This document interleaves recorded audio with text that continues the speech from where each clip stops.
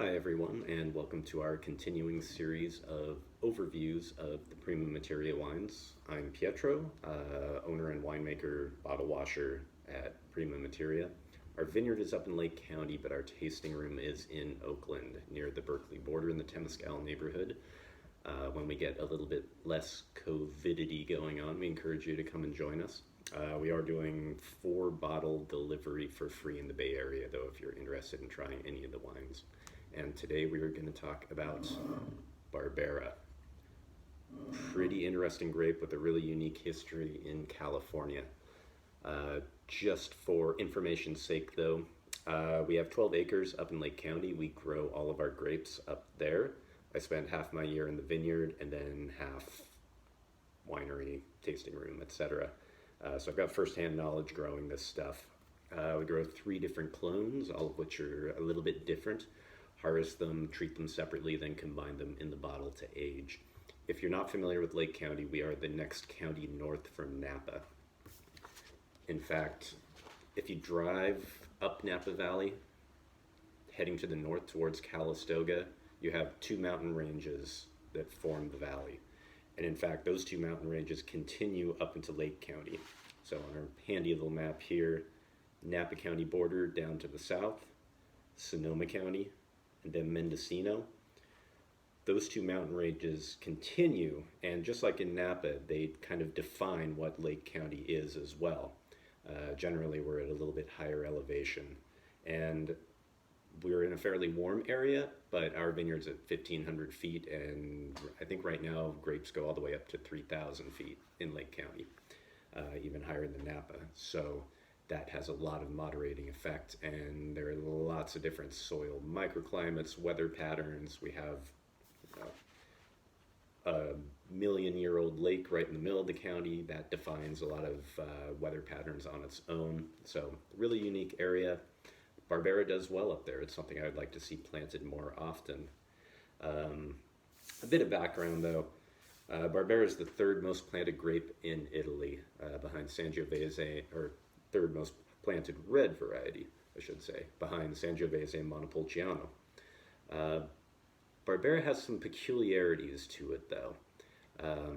One interesting thing about it is that it sort of just dropped out of space. It doesn't have any DNA relations to Nebbiolo, Dolcetto, other Piemontese grape varietals from the area. And in fact, there's this theory, Barbera often has a particular, it's hard to phrase it nicely, make it sound tasty, it's sort of a vulcanized rubber component to it, just natural molecules that occur within grapes. Some smell like roses, some smell like lilac, some smell like rubber. A few grapes, small family from Western China, have the same naturally occurring odor molecules in it. So there's this theory that it's actually a Chinese grape that made it over to Monferrato somewhere between the 13th and 15th centuries. Kind of weird. Sangiovese also actually has the same thing in that it's closer DNA-wise to a lot of the native river grapes than other vinifera species. So, but we'll get to that on the Sangiovese one. As we know, Piemonte, Nebbiolo, Dolcetto, Barbera are the 3 main grapes. And we do have all 3 of those. We do have some good Nebbiolo vintages that occur, but it's, hit or miss. It's very growing season dependent. Dolcetto can be good. Dolcetto's a little more heat sensitive. That's one thing that's nice about Barbera. It kind of sits right in the middle. It likes warmth, consistent warmth. It can deal with some cold, but it's a fairly hardy grape, and it's a bit of a survivor as well. Although it needs a lot of canopy management, it naturally produces pretty consistent fruit. If anything, just controlling the crop and keeping it small and light enough rather than producing too much is the key to it really making a great wine. The defining things about Barbera, I have a hard time comparing it to any other grape. So the 3 things I would say: Barbera should always have high acidity. Now, in really hot climates like Central Valley of California, it can, in fact, lose acidity and become a soft, round wine. But in most moderate climates, including Lake County, Napa, there's a little bit of Barbera in Sonoma County in several different locations, certainly Mendocino. All are going to be high acid reds, and that's its defining features: high acidity and low tannin. And then third and fourth, good color. Just by its nature, Barbera has really stable color, which is one of the nice features of it. And then it also, it's very fruit forward. It's very round. It's very grapey. In fact, if there's a possible detraction to it, it's that it can be a little bit one note grape jelly ish. Especially if it gets overripe in really warm areas where you're picking it late and making 15% alcohol wines. It can be like something more that would be spread on toast than necessarily the best thing to go with your dinner. But a nice bright Barbera is one of the most food-friendly wines out there, and that acidity works really well in all sorts of circumstances, whether it's kind of brightening up braises, counterpointing butter-rich dishes, working with tomato. And then it could just be drunk on its own as well, because it just has a very round mouthfeel that's very, very welcoming. Barbera first came to California in, I think, 1884, a guy named John Doyle. The 1880s were a very active period of exploration in California. Grapes were being imported, planted everywhere. Lots of testing was going on. And even at that time, there was a sense that Barbera was a grape that had a ton of potential in Italy, but just wasn't quite meeting it. And that here in California, where it's a little warmer, the mountain viticulture isn't quite as challenging. We have water, that Barbera could really come into its own. So in the late 1880s, you had a few test plantings. Davis was researching it with Hilgard, and Italian-Swiss colony, probably the most famous producer of Sangiovese up near Cloverdale. And they became California's largest wine producer for a couple of decades. A little while later, they would bottle a varietal Barbera. You have to remember, though, at the time, things were pretty much either red blend or white blend. Maybe you'd see something called Hock or Sauterne style. They were wines of a style. They are the common thing that we see today, where you have Pinot next to Chardonnay, next to Cabernet Sauvignon, and maybe there's a Cab Franc aisle. That's a relatively new thing that didn't occur until the 1970s, when that push really took hold. Mondavi was one of the first to run with that. And it really defines California wine now.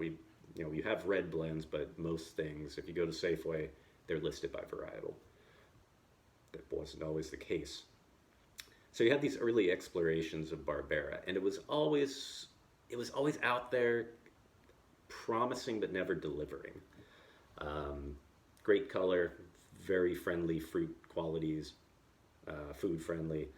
But the thing with Barbera is that it really tends to overproduce. It needs a lot of work in the vineyard. And in fact, I sort of dread all the canopy work on the Barbera every year. But it's key to getting good quality Barberas, getting out there, making sure that sunlight infiltration is right, not too much, not too little, crop not too heavy. Barbera, if there's a lot of groundwater, it will just go crazy. Big, huge bunches that are not the slightly stressed type that we want, that really deliver fine wine. So we had some of these bottlings, but most of the reports came back that Barbera had a lot of promise, but California might not be quite the right place for it. And I think that's because the viticulture wasn't dialed in at that time. But people knew it was there, knew it was quality. Before Prohibition, in fact, Sebastiani planted, I think I read about 5,000 acres as well. But Prohibition did not do well with Barbera. Barbera is not a grape that can be shipped very easily. So even though a lot of vineyards were pulled out during Prohibition, a lot were also planted, but they needed to be grapes that could be shipped. You could put them into boxcars full of ice and get them to the East Coast.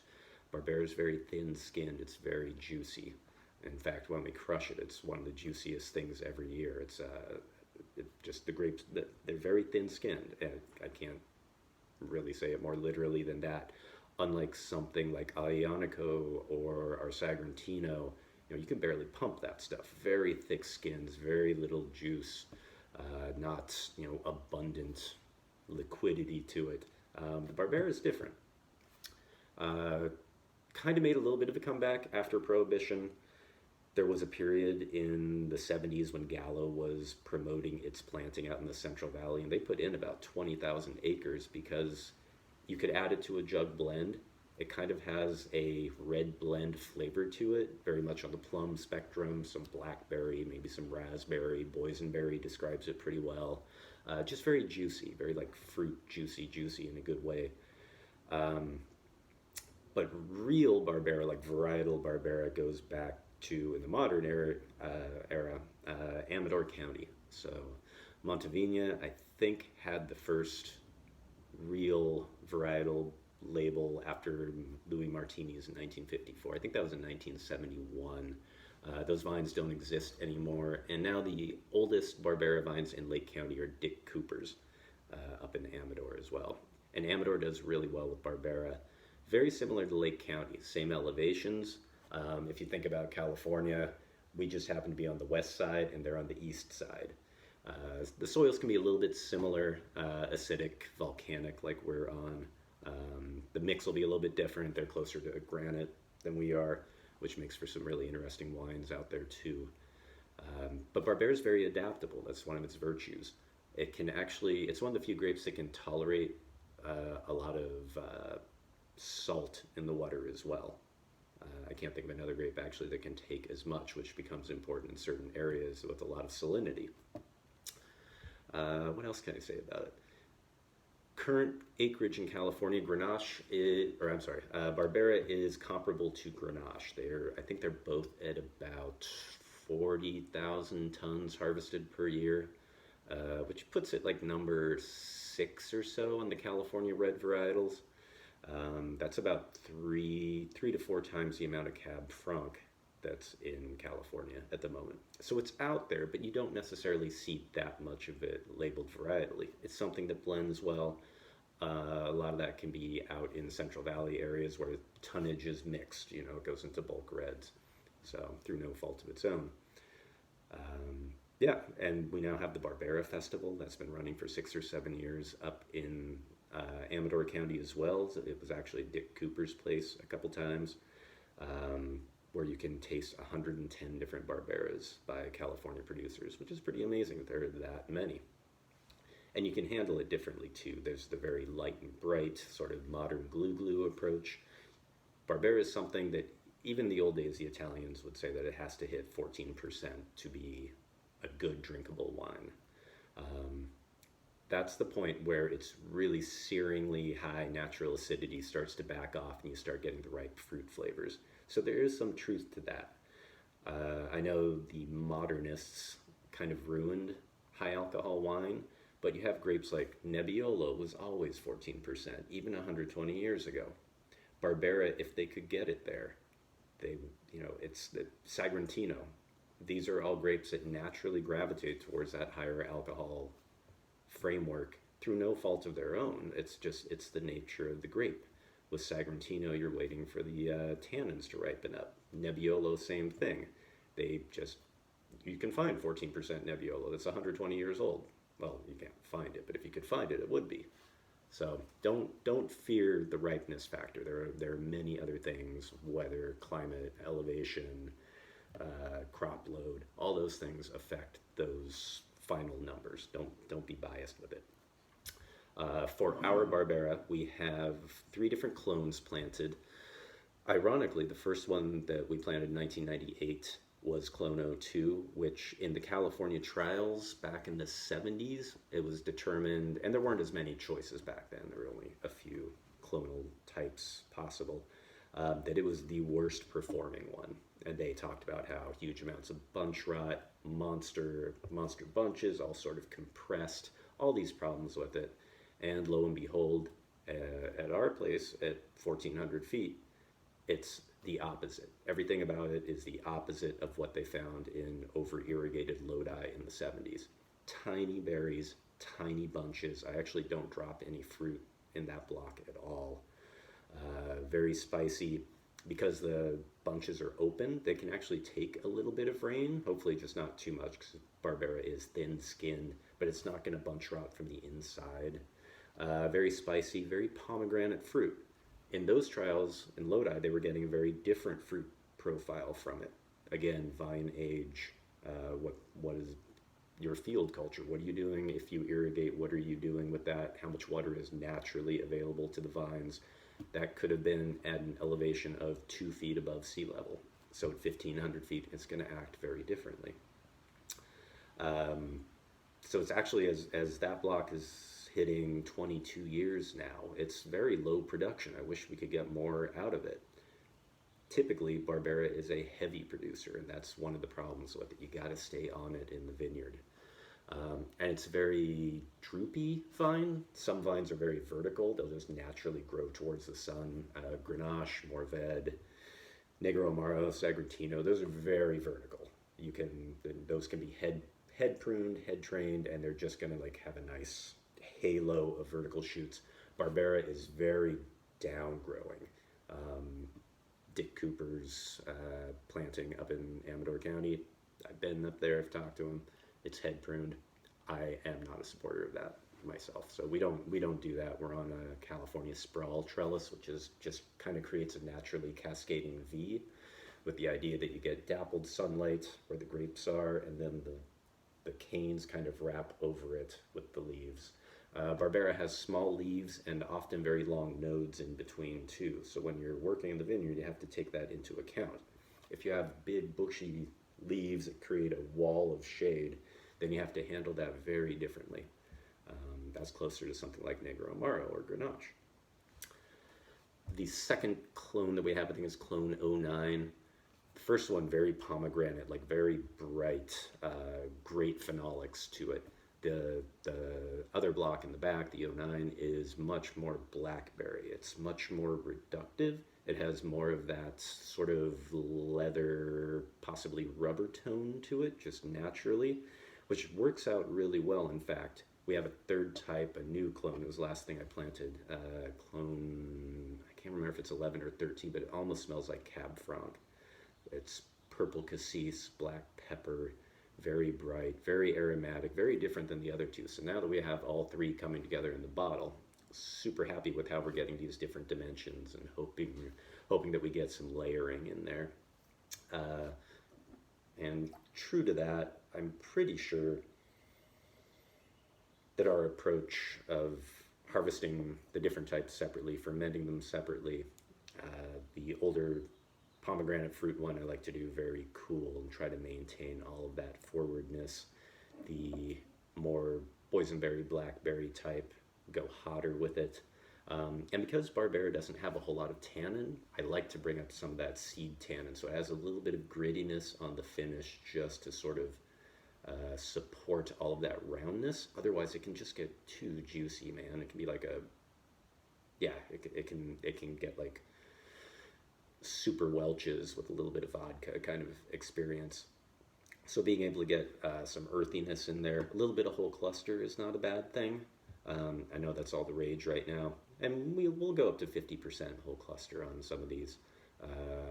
Where we're at, 100 doesn't work out for me though, but it can add a little bit of that sort of bridging interest with the fruit and add spice notes. We don't use any new oak on these, on any of our wines, in fact. So if we're trying to bring up spice characteristics, we have to do it either fermentation-wise or with stems, just keeping it very natural. Everything is unfined, unfiltered. Usually go about 12 to 16 months in barrel before we bottle.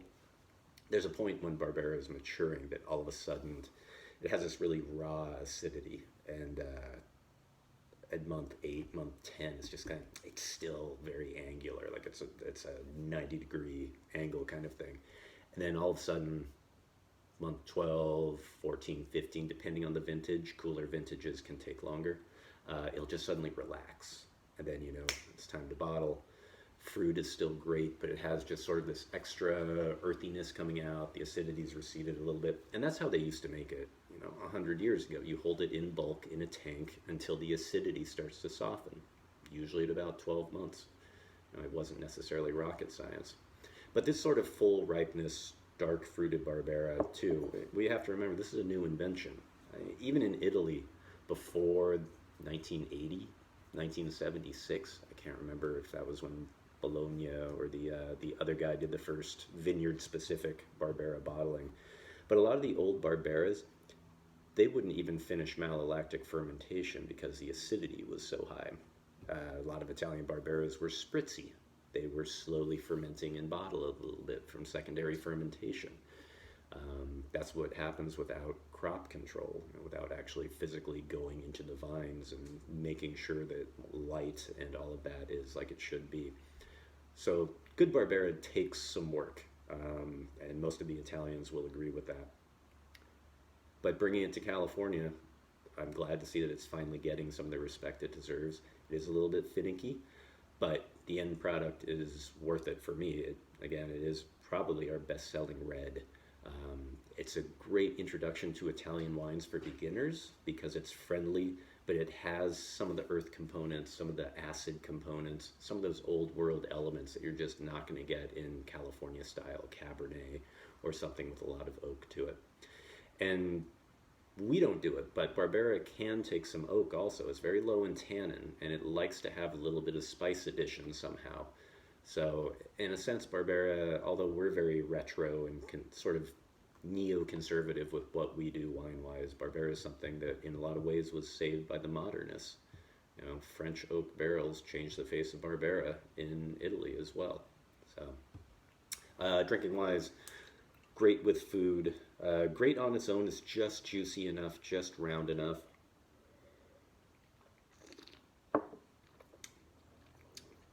Yeah, it makes you salivate and really want to eat some salumi, for sure. But because of the barrel aging, the acidity is not obnoxious. A lot of wines rely on the tannin, Cabernet, Cab Franc, even Pinot to a certain extent sort of relies on barrel spice to give it some textural structure, some verticality. Barbera relies on that acidity. It almost drinks like a white wine. It wants to have that sort of spine of acid that makes it stand up straight, and then the rest of the flesh kind of fills around that. And I think in that way it's true to the varietal. Yeah, I think it's a good wine. There are a few other people making good Barbera as well. There's some down in Paso, actually. Barbera likes to be very warm, but not excruciatingly hot. And it's a grape that it will take consistent warmth within a narrow band well, which is why it works where we're at. Nebbiolo wants to be very warm and then very cold at night, and wants to go like this the whole way. Barbera is actually good within a more compressed band. And you can get good Barbera from Lodi now. Just vineyard management has changed. We treat vines differently now than we used to when we were growing just for tonnage. Some of these grapes, that's the key to really getting great quality out of them. So feel free to visit us online. I've got a lot of tasting notes on the Barbera on our website as well. We're delivering free on any 4 bottles in the Bay Area. And hang in there, everybody. Thanks.